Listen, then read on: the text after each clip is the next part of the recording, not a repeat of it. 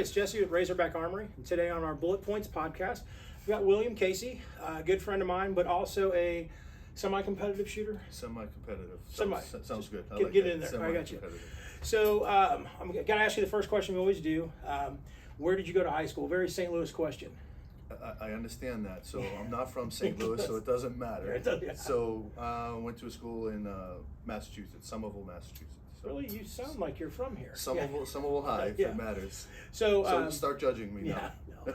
But so basically, and I know a little bit about you, so we got to let everybody else kind of in on the life scope to how we got here.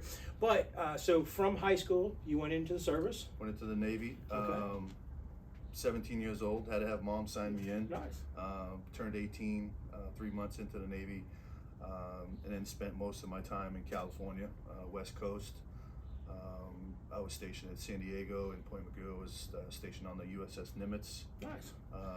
And then what was your job? So my job was aviation ordnance, so not small arms, but big arms. But big arms ordnance. Yeah. So basically putting munitions and missiles and things on the planes. Missiles, bombs, okay.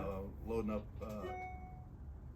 20 millimeter guns. I got you. That type of stuff. Yeah. All right, perfect. Yeah. So, and then because we're kind of getting to your arms, basically shooting what you're doing now, kind of competitively. But so in the military, weapons training in the Navy is pretty minimal. Pretty minimal, unless you chase it down yourself, and I didn't find that was something that I was interested in during that time. So very minimal small arms experience. All right. Prior to the military and even during the military. Gotcha. So when you got out of the military, she did 2 tours, so 8 years? Two tours, 8 years. Okay. 86 to 94. All right. Well, we appreciate your service. Thank you. But you weren't on Top Gun. We just have to clear that up. I was not on Top Gun. Okay. I was stationed in that area, but I was not. Okay, we just had to clear that up. So, so you get out of the military, so you get out of the Navy. Yep. And then how did you get to St. Louis? Yeah, so job promotion took me to either Denver or St. Louis, and I chose St. Louis because it was closer to Boston. That was the only reason why. So, well, we appreciate that choice. Yeah, so here I am, stuck in the middle. But good deal. Yeah, it's been excellent. So shop here has been open 7, almost 8 years, and I've known you pretty much that whole time. But in that transition or that time period, when did you start getting into guns? Like, what was your first gun? Yeah, first gun was a 357 EAA Windicator revolver. So you were really competition rifle getter. Not a competition shooting gun at all. Just for home protection, sport shooting. Absolutely, yeah. Okay. So home protection, something to keep in the truck, that type of thing, and then slowly moved into the striker fire type guns. Gotcha. Of course, going right into the Glock. Yeah. But your progression into that though. So when you got into this, it wasn't to be a sports shooter or trying to competitively shoot. You just started shooting sports for fun to kind of gain some knowledge. The evolution of how I ended up in the sport is just wanting to become more proficient in firearms in general. So I wanted to teach, so I took the NRA instructor classes and those types of things, and so I needed to understand all that aspect of it. Sure. So I found, I've done some formal training, and to keep that going, I found the sport, which allows you to, stay proficient. Sure. And the sport we're kind of getting to is IDPA. That's correct. Which is International Defense Pistol Association. I thought it was Dalmatians. So you get into IDPA, but getting into IDPA, the progression on that, because I know it's been about 5-6 years of shooting. So when do you go from, and then like when we say, so you get into IDPA, local matches and range, kind of like a Thursday night deal, which was local here. Yep. And then how does that progress, and how do you start going through the stages of, and then also, so for people who don't know IDPA, there's different classes, or there's different divisions. There's different divisions and different classes, right? So, basic Joe off the street is going to go and go qualify, and then he'll qualify under novice, marksman, sharpshooter, expert, or master. Okay. And then those are the classes, and then there's different divisions to where it would be a stock service pistol or an enhanced service pistol, and the difference is basically stock, or you enhanced it and made it a little race car-ish type thing. So, and then there are other divisions in there as well. But so you go and qualify, and then you get your class.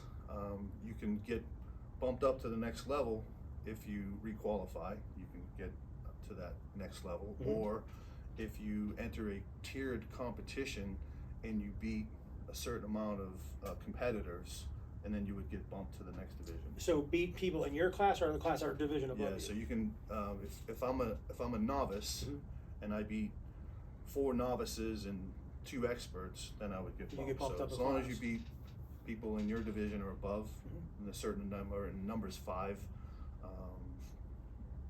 and then you get bumped if you beat 5 competitors. So when you got into it, and you read, your first thing was a novice, correct? Yep, so you that's get in, right. you're a novice, and then you shot some competitions, some Thursday night matches. Yep. Now, kind of a side thing to this, so you did actually try out for American Marksman. Yeah. So I tried out for that when it was kind of like a top shot thing, and it was to take a spin off of that. Was one of few here in St. Louis that got to go to that, and went to Nebraska. Did pretty good there. Didn't go any further than that, but we didn't see on the show. But we didn't see me on the show, but it was still a great experience, and Sure. it was actually my first entrance into really any of the like a competitive shooting. type shooting, although it wasn't like IDPA, but it was still competitive. Sure. So do you think that, and accompanied with some of these Thursday night matches, is that what kind of drove you to want to do better in that sport, or just kind of a personal drive? Or I think personal drive. Right now, it's totally personal to get to the next level. Right now, I'm currently an expert in a few divisions, and trying to get to that master division right now. So a lot of time, a lot of sacrifices to get there. So yeah, it's totally personal. I think at this point, you know. So when you go to a match, I mean, obviously you're shooting against other competitors, but you're also really shooting against yourself. That your training and what you've been trying to get proficient with, you're able to execute at the match. So if you have a procedural or do something, it's not somebody else caused you to have that. It's you did that to yourself. Yeah. So it is a one-on-one every time you go out. You're competed against yourself, and the higher you come up in class, the more mental the game becomes. You know, the beginner and the novice is going to make some of those procedural type mistakes and things like that. So that's where that mental game really comes into play. Is so you really, because I already know how to shoot, right? There's not something out there that I don't already know how to shoot. So now it's just a mental game. Mental game of kind of figuring it all out. And then executing it. And executing it and things like that. So. So that's good. So you're progressing in the sport. Right. You're and obviously, like you said, there are sacrifices. It's not something you just do on Saturdays. No. You know, you have to train, you have to practice and be proficient, Yep. which is what we stress with people with any firearm. Yeah. It's kind of like the next level. Yeah. So if there's people out there right now who have heard of IDPA but maybe don't know how to get into it, your kind of thought or take on that would be to go to a local range or try to find a match and try to get in, because really it's they need a firearm. Yep. They need 3 magazines, Yep. holster, Mag pouches. mag pouch, and a cover. So that with that minimal amount of gear and safety glasses. Safety glasses, the basic safety gear and ammunition. But Yep. with that basic amount of gear, and some with safety practice and training, you just don't walk on and start shooting match. That's right. But with that amount of gear, somebody who would be interested in this could go to a local range that's shooting a match, and then try to meet the match is like, what was Dustin? He was Match director, right. and then talk to them and try to kind of get into the rotation on something like that. I think the progression is you go to a range, you shoot down the lanes and things like that, and then you find out what that range is doing, and then they'll host normally a couple matches, and so you go to that match, and you might talk to the staff, and they kind of bring you in. It's like, come on out, we'll take care of you. And I think the community in itself is pretty good. We will recognize, or people will recognize a new shooter and try to help them along the way. Kind of bring them in. Bring them in, yeah. because we want more people in the sport, really. So, so if we can help, them become a little bit more efficient, proficient in shooting, then we'll do that, right? And just the more the merrier. So I think the community is really good that way. And it's a great way to hone your skills with the firearm. That's right. It's a practical skill. It is. You know, it's definitely something if you enjoy shooting and then you enjoy kind of instead of just static targets, you know, shooting, try to elevate your skill level and move on and progress up a little bit. Yeah. It's a great thing to get into. And whether you want to go where you're shooting matches in different states and really, like you said, pushing yourself to up your game. But if a guy's not really interested in doing that, but he still wants to compete, there are local matches, you know, a couple evenings, like 1 evening, 2 evenings a month kind of thing that somebody could locally get into and enjoy the sport also. Yeah, here locally in St. Louis, there's probably at least 4 to 5 matches, local matches a month that you can do. At all skill levels. At all skill levels. Yeah. We have a couple outdoor ranges that have them, and then there's a couple indoor matches indoor ranges that have matches. So there's something for everybody out there to go to and to at least put your foot into the door and see how you fare during that. Because then, like you said, you're going to hone your skills. You're going to check your gear. You're going to make sure that your gear is the gear that you want. I mean, it might be something that you want to carry. This might be your carry gun that you're competing with. And I started out doing that. I started out competing with my carry gun, which was a Glock 19 at the time. And you want to make sure that thing runs the way it's supposed to run when you're under stress. Yeah, that's an added thing. I mean, shooting, going to a range, clipping your target, pushing it down range, shooting at a static target. Yeah. You know, you get the mechanics of the gun and shooting where IDPA does add a level of movement. Yep. You know, shooting around cover and different things, but there is that stress level. With shooting, again, competing against other people, but really competing against yourself with that movement, because I mean, we've shot a couple IDPA stuff together, and we do that, but you know, you get in there, and if you have, I personally haven't shot for a while, you know, your goal is, you know, be as clean and proficient as you can, be as safe as you can, also have fun, but you're trying to put all that together and make it cohesive to shoot, and it's the skill does diminish if you're not using it. So and I think that's the best part about doing some of the competitive shooting is that your skill's not diminishing. If you can't get formal training every week or something like that, then at least you can do this. Yeah, absolutely. So I think that's something that a lot of people should think about is training, whether it's formal or competitive. So what's the future for you as far as shooting, as far as matches? I know you've done, how many have you done this year now? I mean, state matches, not just your local. Just this year. Don't tell my wife, but it's probably she knows. She's not listening. She knows exactly how many I've done. It's on the calendar. But I do three local matches a month, and I probably average 1 state match a month. So that's busy. That's busy definitely time. And then on top of that, I dry fire, practice Monday through Friday, at least 30 minutes a day.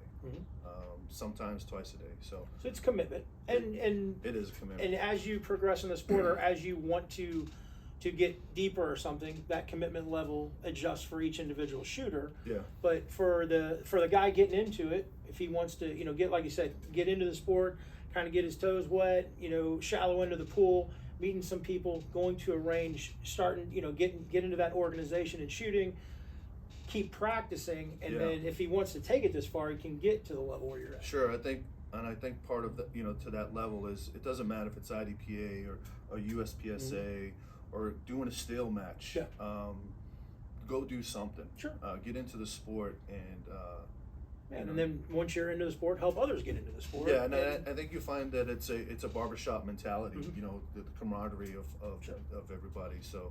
It's great. Yeah, I haven't been around any shooting discipline that most people there want to see others succeed or come in and and you try, and if you try it, maybe it's not for you. You go on, you try a different discipline, but at least you know. Yeah. But most people who try it, I think if they have the time, obviously that's a big portion of us having the time to do it. Mm-hmm. But if they have the time to do it, financial means to do it, because it's not Sure. cheap. You know, you're buying ammo at an inflated rate. Yeah. They enjoy it and they have a good time with it and try to bring others in with them. Yeah, I think the enjoying it is. I'm past that point now. It's very competitive to me right now. So Well, I gotta kind of bring it back and make it be fun again. So I'm trying to do that as well. So.